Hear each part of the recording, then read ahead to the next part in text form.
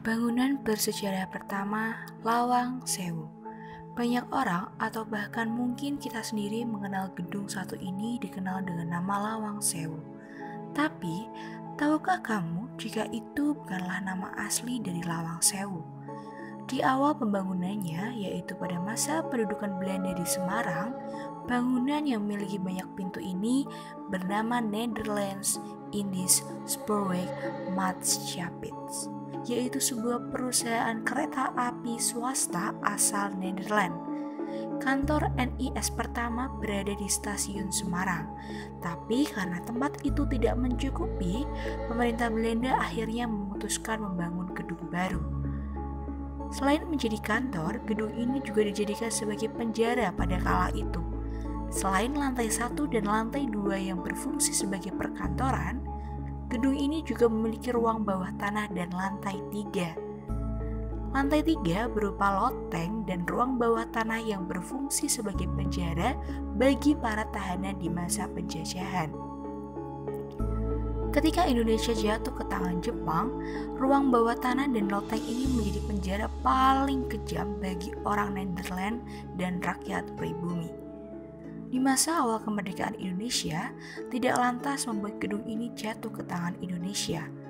Lawang Sewu justru berubah menjadi medan pertempuran antara pemuda Angkatan Muda Kereta Api atau disingkat AMKA dengan tentara Kempetai dan Kido Butai dalam peristiwa pertempuran 5 hari di Semarang dari tanggal 14 Oktober sampai 19 Oktober 1945. Nah, setelah merdeka dari Jepang dan Belanda, secara otomatis kantor atau gedung administrasi kereta api ini jatuh ke tangan Indonesia. Oleh pemerintah, gedung ini kemudian difungsikan sebagai kantor PT Kereta Api Indonesia, kemudian beralih fungsi menjadi kantor Badan Prasarana Komando Daerah Militer dan kantor wilayah Kementerian Perhubungan Jawa Tengah yang sebelum akhirnya dikosongkan pada akhir tahun 90-an. Yang dimana gedung ini sempat dinobatkan sebagai bangunan paling angker. Kini Lawang Sewu sudah berbenah. Setelah pemugaran dan renovasi yang selesai pada tahun 2011, Lawang Sewu berubah menjadi tempat wisata sejarah. Yang ada adalah bangunan indah peninggalan Belanda yang kaya akan sejarah dan dibanjiri oleh pengunjung atau turis.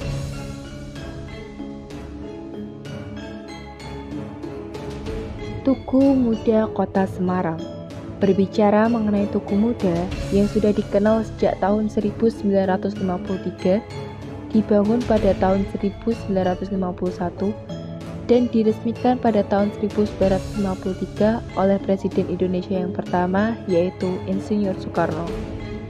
Dibangunnya Tugu Muda tidak sekedar hanya dibangun semata atau begitu saja. Namun, terdapat latar belakang yang melatar belakangi dibangunnya monumen Tugu Muda ini, yaitu untuk mengenang gugurnya para pejuang kemerdekaan dalam peristiwa heroik yang terjadi di Semarang.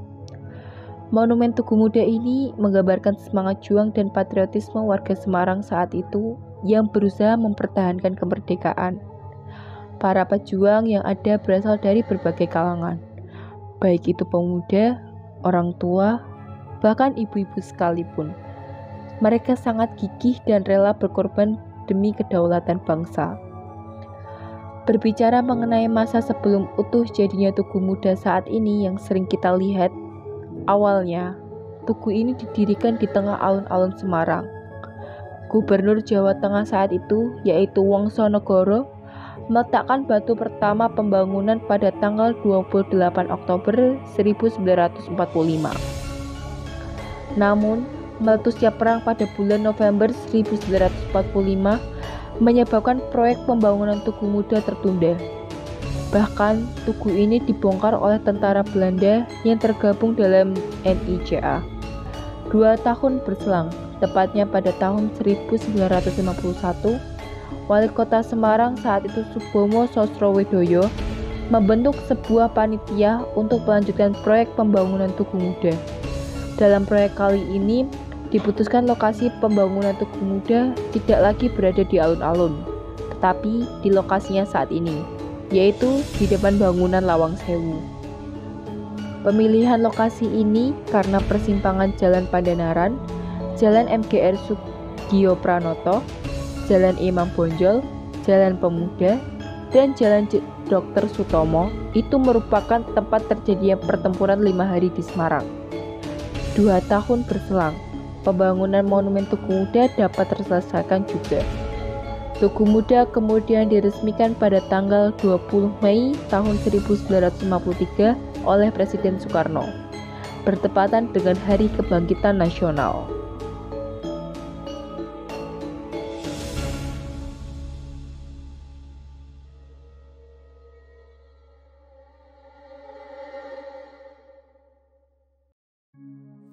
Rumah Sakit Karyadi didirikan pada zaman penjajahan Belanda tanggal 9 September 1925, dikenal dengan nama Centraal Burgerlijk Sweechiting. Kemudian, pada zaman penjajahan Jepang menjadi Purusara, pusat rumah sakit rakyat.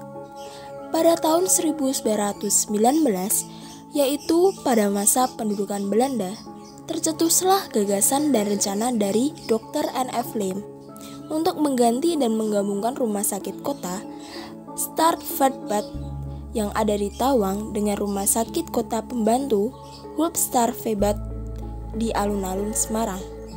Rencana tersebut dapat diwujudkan dengan membangun rumah sakit yang lebih besar di kota Semarang. Pembangunan rumah sakit dimulai pada tahun 1920 dan selesai 5 tahun kemudian. Maka, tepat pada tanggal 9 September 1925, lahirlah Centraal Burgerlijk Ziekenhuis yang terkenal dengan nama CBZ. Pada waktu itu, kapasitas rumah sakit adalah 500 tempat tidur. Tempat perawatan orang sakit terdiri dari bangsal-bangsal besar yang menampung 45 tempat tidur. Fasilitas ruangan tersebut disesuaikan dengan penghidupan kaum inlander pada zaman itu. Beberapa spesialisasi sudah ada, yaitu bagian penyakit dalam, bagian bedah, bagian kebidanan, dan penyakit kandungan. Direktur yang pertama memimpin rumah sakit ini adalah Dr. N.F. Lim.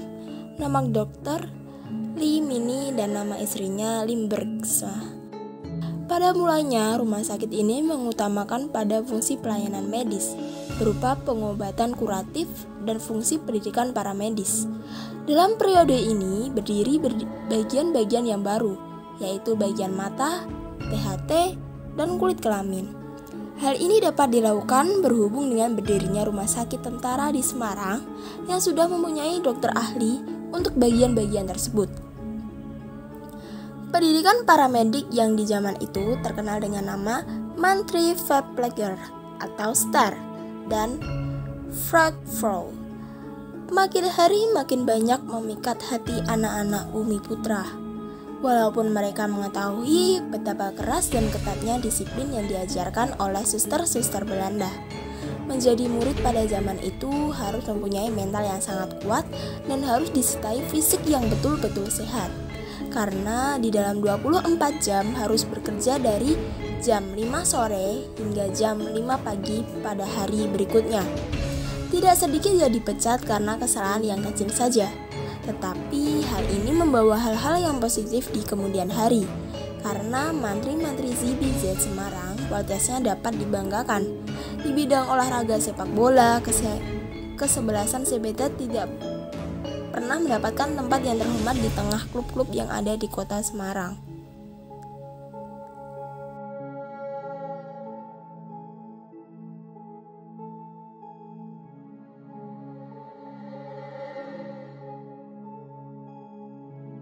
Jalan Gombel. Selama ini, Jalan Gombel memang dikenal sebagai salah satu tempat terangker di kota Semarang. Berdasarkan data-data atau penelusuran yang telah dihimpun, nama Gombel sendiri dicetuskan ketika Kiai Pandan Aran berziarah di sebuah makam di Gunung Jabal Kat. Pada kala itu, Kiai Pandan Aran melewati tanjakan terjal dan juga curam. Sejak saat itulah tanjakan tersebut dikenal dengan nama Tanjakan Gombel. Ketika masa kolonial, kawasan Gombel digunakan sebagai area kuburan. Tak heran jika banyak masyarakat Tionghoa yang menentang pembangunan jalan di daerah tersebut. Bukan karena tanpa sebab. Menurut kepercayaan dan sekaligus adat Cina, memindahkan jenazah tidak bisa sembarangan dilakukan. Setelah melewati proses negosiasi, akhirnya penguasa wilayah tersebut yaitu Mr. Baron van Heckeren mengusulkan agar kuburan di sekitar Tanjakan Gombel itu hanya diperuntukkan bagi kerabat dekat atau warga Tionghoa yang sudah lama tinggal di Bukit Gombel. Konon katanya, jika ada sebuah kejadian mengerikan, contoh lain seperti longsor ataupun kecelakaan di Tanjakan Gombel tersebut, penduduk sekitar percaya bahwa hal itu dikarenakan para makhluk gaib merasa marah pertapaannya terganggu. Yang lebih mengerikannya lagi, banyak warga yang mengaku pernah melihat sosok hantu Wewe saat sedang melintas di tanjakan itu. Tidak hanya itu, sebagian besar korban kecelakaan mengaku melihat sosok perempuan mengenakan busana berpotongan panjang yang berwarna putih. Ia selalu melintas secara tiba-tiba dan tak jarang melambaikan tangan di pinggir tanjakan. Kisah ini mungkin terdengar tidak masuk akal dan di luar akal sehat manusia. Namun, jika kita pernah mengunjungi tanjakan ini, mungkin terasa bagi kita akan merasakan sesuatu yang janggal dan terasa asing.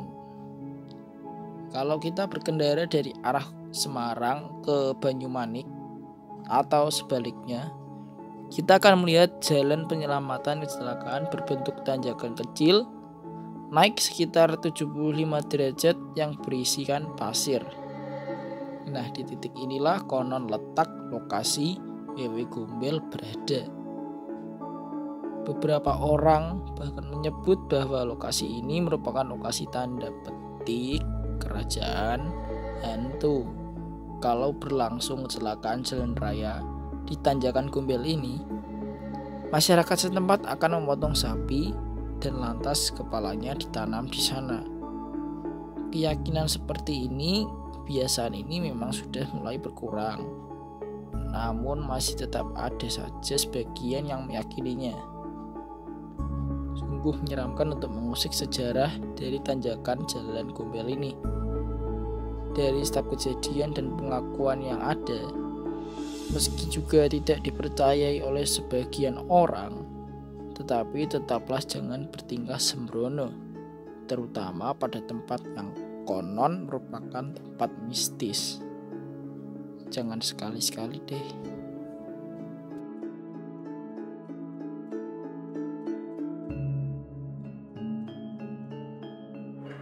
Vihara Pagoda.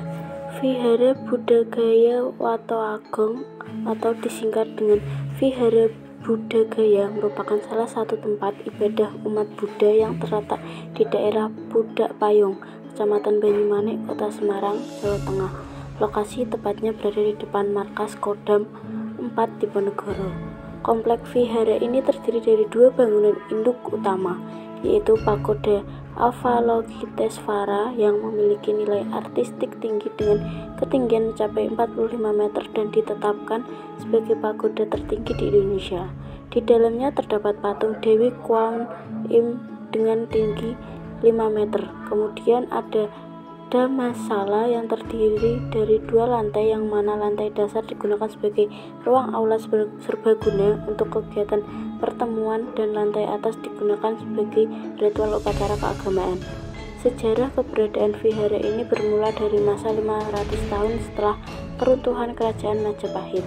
Saat itu muncullah berbagai kegiatan dan peristiwa yang menyadarkan kalangan penduduk akan warisan luhur nenek moyang, yaitu Buddha Dhamma, agar dapat kembali dipraktekkan oleh umat Buddha meskipun sudah banyak mayoritas warga memeluk agama Islam. Upaya ini banyak digagas pada zaman pemerintahan Hindia Belanda hingga akhirnya harapan akan ada orang yang mampu mengajarkan Buddha Dhamma terwujud dengan kehadiran Bhikkhu Narada Mahathera dari Sri Lanka pada 1934. Kehadiran Dharma Duta tersebut dimanfaatkan oleh umat dan simpatisan untuk mengembangkan diskusi dan memohon penjabaran Dhamma secara lebih luas lagi. Sementara itu, dilansir dari sebuah literasi yang diterbitkan oleh Universitas Negeri 11 Maret Surakarta, Vihara Buddhagaya ini berdiri di atas lahan seluas 2,3 hektar, dan peresmian vihara ini dilakukan secara bertahap, mulai dari bangunan utama sampai bangunan pendukung fasilitas lainnya. Yang jelas, Pagoda Avalokiteshvara atau yang lebih dikenal dengan Pagoda Kuan Yin dibangun pada 2004 dan diresmikan pada 14 Juli 2005.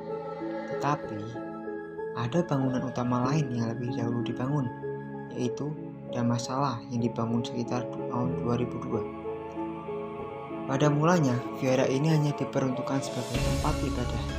Namun, dengan melihat arsitektur bangunan yang sangat kental dengan nuansa Tiongkok dan Thailand, maka potensi vihara ini dikembangkan menjadi destinasi wisata bertajuk religi yang dapat diandalkan dan dikembangkan lebih.